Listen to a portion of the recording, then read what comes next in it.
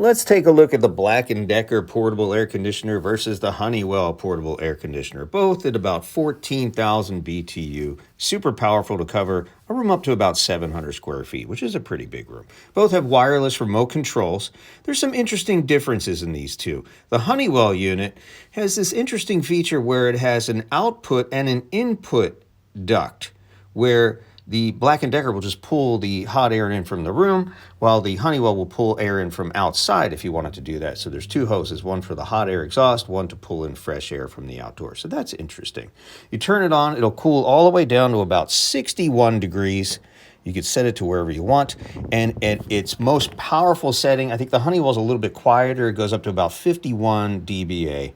So it's good white noise if you're trying to sleep with that kind of noise activity. I kind of prefer it, actually. So you could take it all the way down to 60 and really chill that room. These are great if you have central air and it happens to go out in the summertime and you can't get a repair person there for a couple of days. These have saved us on multiple occasions. It's also a dehumidifier as well, which is a very nice function to take the moisture out of the air if you need that kind of thing in different times of the year. We live here in Florida, so we're running these things all the time. It's been super reliable, and again, pretty darn quiet considering all the coolness this thing is providing with a big compressor. And the lid will go up and down. It'll swivel up and down, which will give you some air movement in the room too, which is always nice if you're sleeping. This way you don't have to fight over who's getting it, because it'll move up and down and circulate the air a little bit better in the room. You can turn this off and just leave it full on up if you want to do that as well.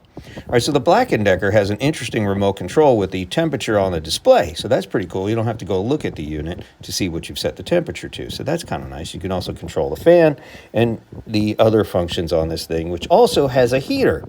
This has the heat function, which we never use. We live in Florida, but it's nice to have that option in case you're in a cold room in the wintertime if you live in that kind of environment. This at the highest setting will generate up to about 58 dBA, so it's a little bit louder than the Honeywell, but it does a pretty good job. It only has one exhaust hose. It does not have the second hose to pull in fresh air from the outside, so that's interesting to know. And it also has the swivel hinge on the front too to help circulate the cool air in your room a little bit better. Pound for pound, they're both similarly powered units, and they both do a really good job of cooling off rooms up to about 700 square feet. Now, there are lesser powered variations in both models, which cost a little bit less. So if you do need that much power, you can downgrade and save yourself a few bucks. But they're both excellent units, and they do a great job.